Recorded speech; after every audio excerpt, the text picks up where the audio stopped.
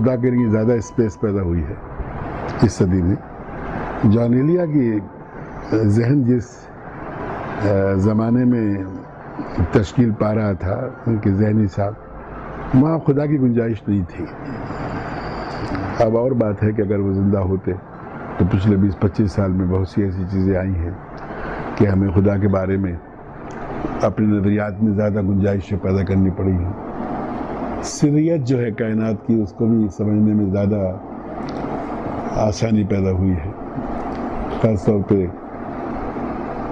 Hawking کے بعد، بلکہ آئنسٹین کے بعد ہی شروع ہو گیا تھا یہ مسئلہ. جان ایلیا جو ہے، انہیں آپ اس طرح سوچئے کہ ایک ایسا شاعر جسے اپنے باپ اور بھائیوں سے عشق تھا. میں نے ان کے امروہے کا گھرانہ بھی دیکھا ہے، یہاں پوری یعنی کائنات کا نقشہ ہوتا تھا سامنے ان کے والد کے. وہ ایسٹرونومر بھی تھے، وہ ایسٹرولوجر بھی تھے، وہ عبرانی بھی جانتے تھے، وہ نہ جانے کیا جانتے تھے. تو جان ایلیا ایک بہت ہی پرکشش اور مسٹیریس ماحول میں رہے اپنی نوجوانی کے زمانے میں، اور وہ ان کے والد صاحب کے جو ہابیز تھی ان کی وجہ سے وہ حقیقی معنوں میں ایک عالم تھے. جان ایلیا کے لیے مشکل یہ تھی، جیسے کہ اور بھائیوں کے لیے بھی تھی، کہ اپنے باپ کے زبردست اثر سے کیسے باہر نکلا جائے. وہ نکلے مالکار، اور کراچی آنے کے بعد سن 57 میں تو وہ نکل ہی گئے، 56 میں غالباً 56-57 میں وہ آئے ہیں یہاں پر. میں یقین کے ساتھ کہہ سکتا ہوں کہ غالباً 56 کا آخر تھا کہ 57 کا شروع تھا.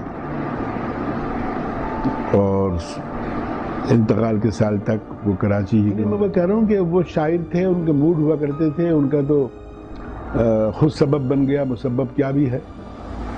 ہم نے خدا کا رد لکھا، ہمیں خدا کا زیدگاہ ان پہ گراں گزر گئے. آپ ان کے یہاں کوئی تسلسل کے ساتھ کوئی فکری منہاج دیکھنے کی کوشش نہ کیجیے. بھائی یہ ہے کہ ان کا موڈ ہے، اگر موڈ ہے تو غالب کے بھی پرخ چڑھا دیے اور گھٹیا کہہ دیا. اور ہم نے وہ بھی صحبتیں دیکھی ہیں، سنا ہے، خود شریک رہے ہیں، جہاں وہ غالب کو بہت بڑا شاعر مانتے تھے. ایک زمانہ یہ ہوا کہ میر کے زیادہ عاشق ہو گئے، کہنے لگے کہ میر زیادہ ہندوستانی ہے اپنے خمیر میں. تو شاعر کے اندر کسی قسم کا سسٹم تلاش کرنا بڑا مشکل کام ہوتا ہے. تضاد نہیں ڈھونڈنا چاہیے شاعروں میں، بلکہ فکر کی توسیع سمجھنا چاہیے ضروری ہے. تو خدا کے بارے میں وہ بڑے کرٹک تھے خدا کے. وہ تو کہتے تھے کہ یہ پوری ساخت جو ہے آپ کی اور میری وہی غلط ہے. وہ بھی ان کے شعر ہیں جہاں وہ آپ کی ساخت کو کوئی صحیح ساخت نہیں مانتے تھے.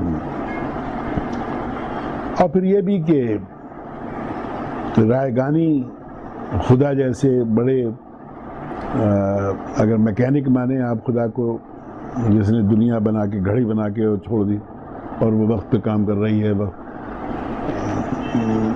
یا آپ ان کو ایک امر کلی سمجھ لیں، امر ربی سمجھ لیں پوری کائنات کی تخلیق کو، یا آپ یہودیوں کو نقطہ نظر لے لیں کہ صاحب 6 دن میں بنا دی، 7ویں دن آرام کیا. یعنی یہ لفظ کن سے بنی ہے یا اس میں کوئی کاوش نظر آتی ہے کریٹر کی. تو جان ایلیا کہ ہاں میں سمجھتا ہوں کہ کوئی سسٹم ڈھونڈنا تو ذرا مشکل ہوگا، اور ان کے ساتھ ناانصافی بھی ہوگی، کیونکہ جس سسٹم کا آپ ان کو مقلد پائیں گے، کچھ ہی اشعار کے بعد اور کچھ ہی زمانے کے بعد آپ کو محسوس ہوگا وہ کراس کر گئے.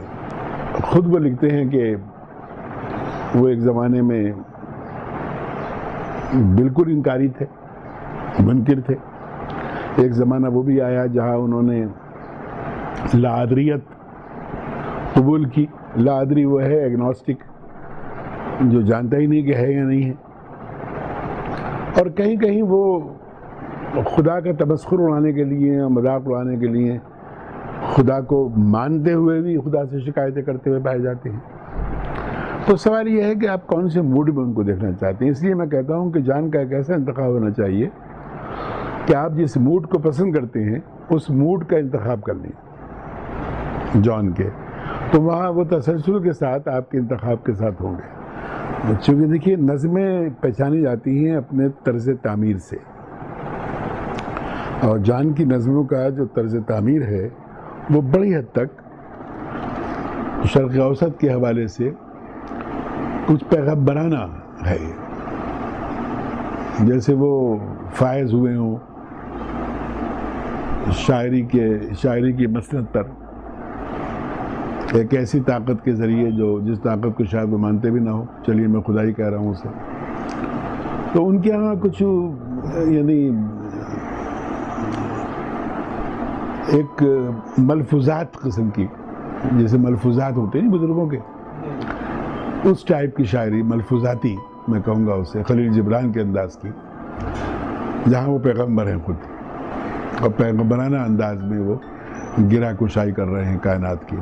پیغام غالباً یہ ہے کہ اگر آپ کسی بھی خالق یا امر کہتے تھے وہ، کہ خدا سے اوپر بھی ایک چیز ہے، اسے وہ امر کہا کرتے تھے، جو اسماعیلی علم الکلام کا ایک اصطلاح ہے.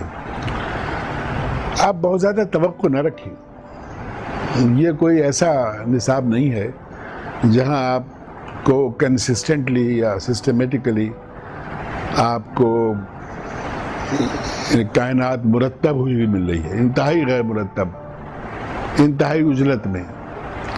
نتیجے میں ایک اسکیپٹک کی جو شاعری ہوتی ہے، متشکک کی، لادری کی، ملحد کی، یہ شیڈز ملتے ہیں ان کے ہاں. اب آپ وہ شعر بھی ڈھونڈ سکتے ہیں جہاں آپ کہیں گے کہ جان صاحب دہریانی تھے، مل جائیں گے. جہاں وہ متشکک ہیں، صرف شکی کر رہے ہیں، وہ بھی ہیں. جہاں وہ اس بحث میں پڑھنا ہی نہیں چاہتے کہ خدا تھا یا نہیں تھا، لادری بھی ہیں وہ. تو وہ ایک ایسے نان کنفارمسٹ، یعنی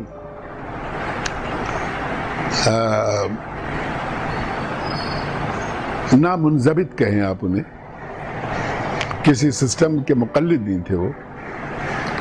اسلامی فکر کے کسی بھی مدرسہ فکر کے مقلد نہیں تھے، اور اسلامی فکر کے جتنے اچھے عالم وہ تھے، وہ میں سمجھتا ہوں کہ شاید کوئی دوسرا ہو جو ان کے برابر، کیونکہ اگر وہ مذہبی ہوتے صرف، تو کسی نہ کسی علم الکلام کے پیروکار ہوتے اور اسے بچا رہے ہوتے. میں تو سمجھتا ہوں کہ انہیں آپ کلچرلی سنی اور شیعہ کی فہرست میں بھی نہیں لا سکتے.